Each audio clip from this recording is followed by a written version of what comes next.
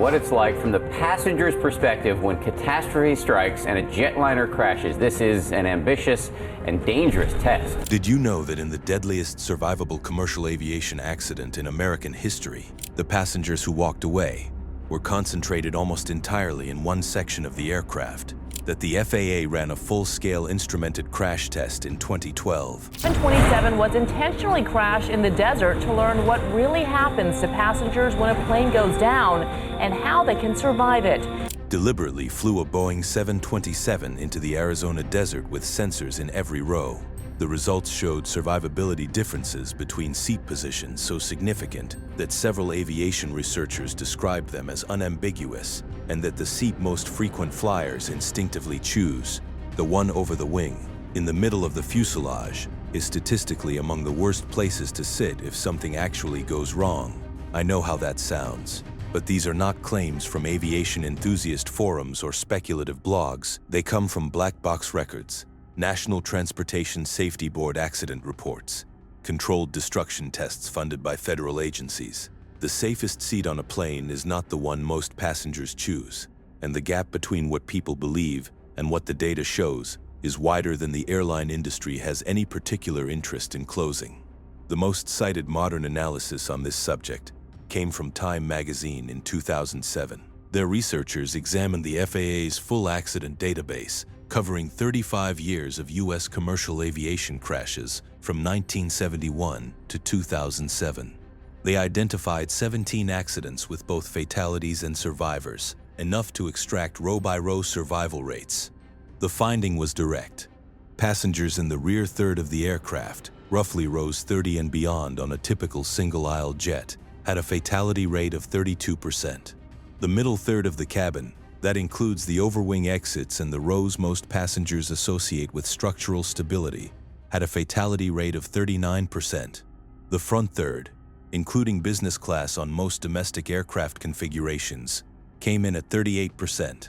The rear of the plane outperformed every other section by 7 percentage points against the middle, by 6 against the front. That front cabin result is the part people do not expect. Business class and first class, positioned near the forward exits and marketed as the premium experience, show no survival advantage in that data set. In fact, they are marginally worse than economy. The physics explain why. Most fatal commercial crashes are not the dramatic mid-air explosions that dominate film and television. The majority are controlled flight into terrain events, runway overruns, approach accidents, where the front of the aircraft absorbs the initial impact energy. The tail, being last to contact the ground or obstacle, is often structurally intact when everything forward has already collapsed. Historically, accident investigators use a term for this, the crush zone. And the crush zone in most common impact scenario, S, begins at the nose and propagates rearward. Seat position within the row also matters, and the data here runs against most common assumptions. The conventional wisdom is that window seats are dangerous because you are physically trapped against the fuselage. Aisle seats let you move first. That reasoning is partially correct. In evacuations timed by the FAA's Cabin Safety Research Team, passengers in aisle seats exited aircraft approximately 4.8 seconds faster than those in window seats on average. Over a 90-second evacuation window, that is the FAA's certification standard for full cabin egress, 4.8 seconds is not irrelevant. But the aisle carries its own liability. In turbulence events and sudden deceleration, aisle-seated passengers sustain head and shoulder injuries from overhead bin contact at rates roughly 3 times higher than window-seated passengers. According to a 2015 study published in the International Journal of Aviation Psychology, the middle seat, universally despised by every passenger who has flown more than twice, turns out to be the statistically safest position in the row. This surprised me. The structural reason is straightforward. Middle seat occupants are flanked on both sides by other passengers. That provides lateral impact buffering during side-load crash events. They are also less likely to be struck by shifting overhead luggage and turbulence, because the aisle and window occupants absorb primary contact first. A 2008 analysis by the Civil Aviation Authority in the United Kingdom found that middle-seat passengers in survivable accidents had the lowest rate of impact-related injuries per row when controlling for row position. Nobody wants the middle seat. The data, however, does not care about shoulder spa. Say, exit rows are widely recommended, and they carry that recommendation for legitimate reasons. The FAA requires that any passenger seated in an emergency exit row be physically capable of operating the door, typically lifting a panel weighing between 40 and 60 pounds and pushing it clear of the fuselage. The benefit is direct. An exit row passenger can be through the door within seconds of it opening. But there is a condition the travel blog version of this advice consistently omits. Exit row seats immediately in front of an exit, not the exit row itself, can, in certain crash configurations, have the door mechanism jam or deform inward, blocking egress entirely. Investigators documented this failure mode in the 1991 U.S. Air Flight 1493 collision at Los Angeles International Airport, where forward exit availability degraded within 90 seconds of impact. U.S. Air Flight 1493 collided with a SkyWest commuter aircraft on the runway at LAX on February 1, 1991. 34 people died. Of the 89 survivors, investigators noted that passengers seated near functioning aft exits evacuated in under 60 seconds. The forward galley exit, adjacent to first class, was blocked by fire within 90 seconds of impact and remained inaccessible for the duration of the evacuation. Historically, the NTSB's final report on that accident identified exit accessibility, not seat structural integrity, as the primary variable separating fatalities from survivors. The NTSB has issued some version of that finding across multiple subsequent accident investigations. Proximity to a usable exit is the variable. Usable is the operative word in that sentence. The 5-row rule emerged from that body of research. It is not an official FAA regulation. It is an observed pattern across multiple accident data sets suggesting that passengers seated more than 5 rows from any emergency exit have significantly reduced odds of successful evacuation in a fire or smoke event. Fire and smoke, not impact forces, are responsible for the majority of post-crash fatalities and survivable accidents. A 1989 Cranfield University study commissioned by the UK Civil Aviation Authority tracked outcomes across 2,000 accident survivors and found that smoke inhalation and toxic fume exposure were factors in over 40% of crash fatalities, where the initial impact itself was survivable. 5 rows is approximately the distance smoke takes between 45 and 90 seconds to render impassable at typical cabin pressure and post-crash ventilation rates. The FAA's 90-second certification rule is one of the most consequential and least discussed standards in commercial aviation. Before any aircraft model can enter passenger service in the United States, the manufacturer must demonstrate that the full cabin can be evacuated in 90 seconds or less, using only half the available exits in simulated darkness. That last condition, half the exits, accounts for the statistical likelihood that some exits will be structurally compromised or fire-blocked in a real crash. The tests are conducted with paid volunteer subjects and are not required to include elderly passengers or children in proportions that reflect actual flight demographics. The FAA has acknowledged this demographic gap in internal reviews. The 90 seconds begins when doors open. It do, however, not include the time to impact, structural failure, or fire onset. Bulkhead seats, the row directly behind the dividing wall between cabin classes or sections, are marketed as a premium economy upgrade on many aircraft. More legroom, earlier boarding position. What the upgrade pitch does not include is the safety profile. In a rapid deceleration event, passengers in bulkhead rows have no seatback in front of them to arrest forward momentum. The FAA brace position, which involves tucking your head and pressing your hands against the seat ahead, cannot be executed correctly from a bulkhead position. A 1997 Transport Canada report on brace position effectiveness found that bulkhead passengers who attempted the standard brace showed head injury criterion scores 22% higher than passengers in standard rows, subjected to identical crash dynamics. More legroom is a genuine advantage on a 6-hour flight. It is a specific liability in the 4 seconds of a crash sequence. Understanding which seat is safest also requires understanding what kind of crash is statistically most likely.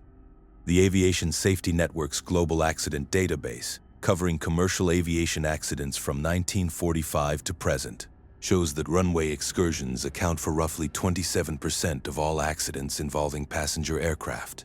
Landing gear failures, takeoff overruns, and approach path deviations make up a combined 38%.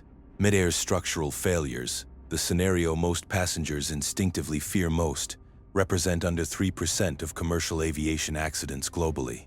This matters for seat selection because runway excursions almost always involve the nose section absorbing primary impact. The tail decelerates last.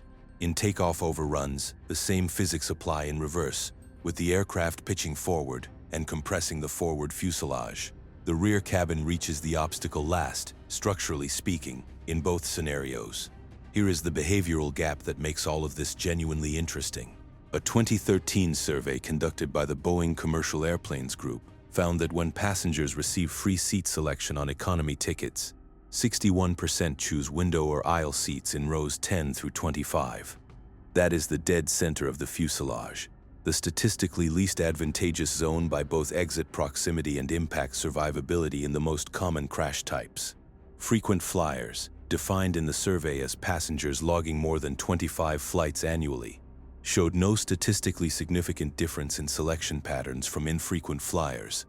Aviation professionals, meaning pilots and flight attendants traveling as passengers, did show a measurable difference. Roughly 74% of deadheading crew members in the survey selected seats in the rear third of the aircraft, or within 2 rows of an exit.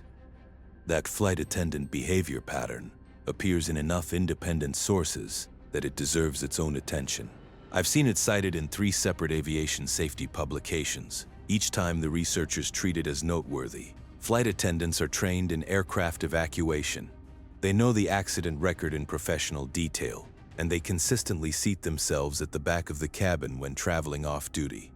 A 2019 survey of 412 commercial flight attendants, published in the Journal of Aviation Technology and Engineering, found that 68% reported choosing rear cabin seats when flying as passengers. Their stated reasoning, in the majority of responses, was aft exit proximity, combined with structural protection in forward impact events.